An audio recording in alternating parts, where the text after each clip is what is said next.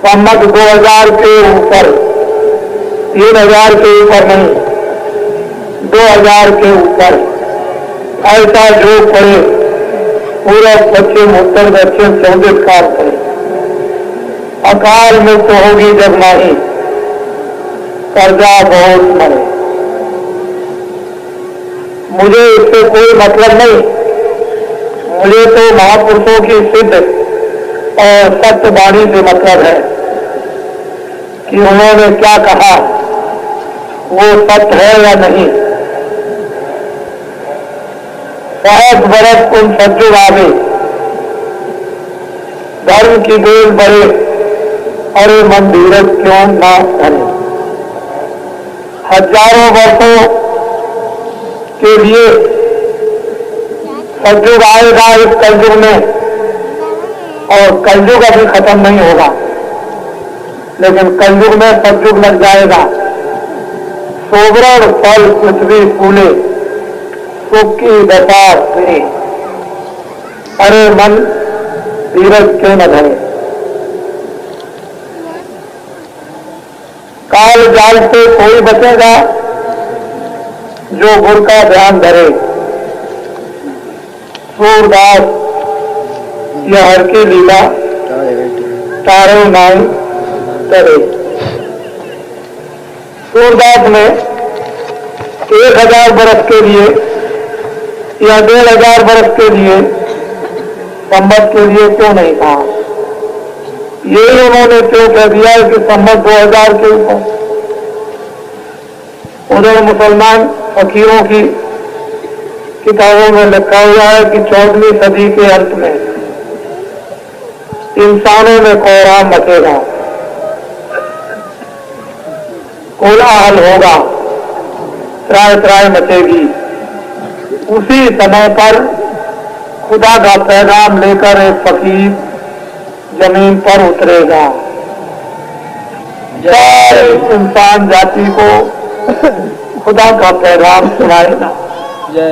उसमें ये कहीं नहीं लिखा है कि विशेष जाति को सुनाया जाएगा, इंसान जाति को।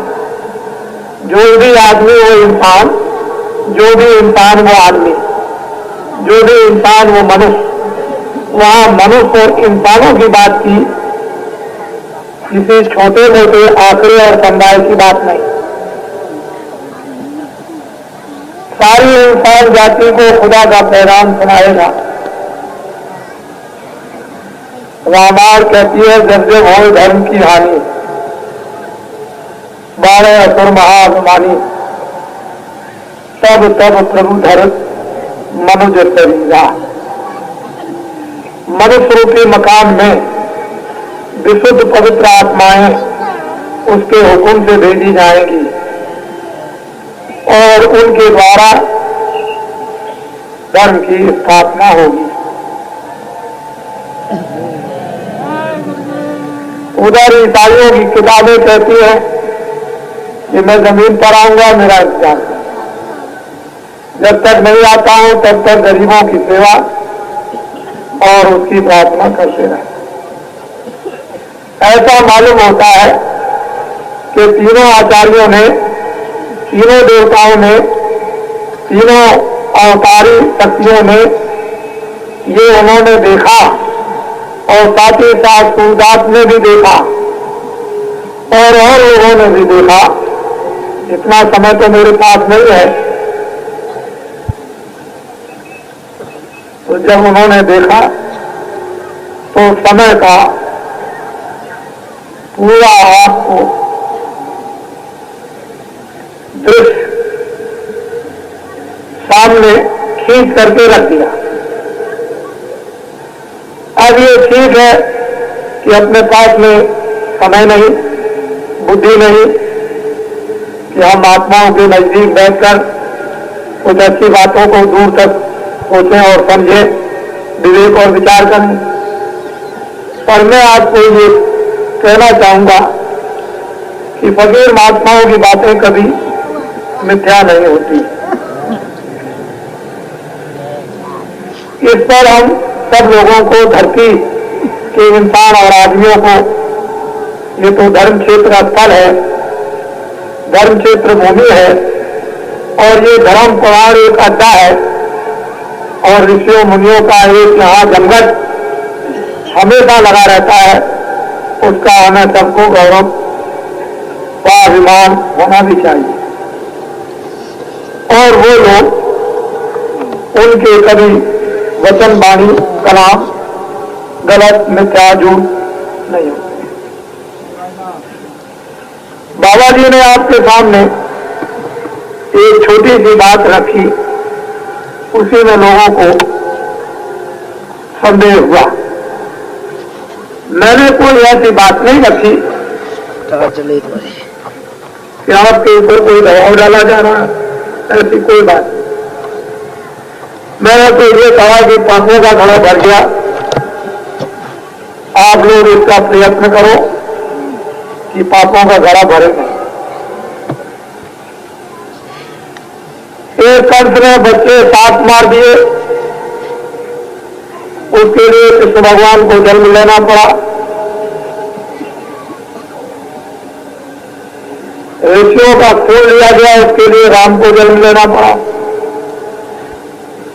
जब आपकी किताबें, जिनको हम सिर माथे रखते हैं और पूछते हैं, जब वो कहती हैं तो सत्युग बीत गया, त्रेता बीत गया, द्वापर बीत गए, कलयुग का काफी कई हजार का समय बीत गया, मुसलमान सम्राटों का समय चला गया, 700 वर्ष, अंग्रेजों का 150 साल।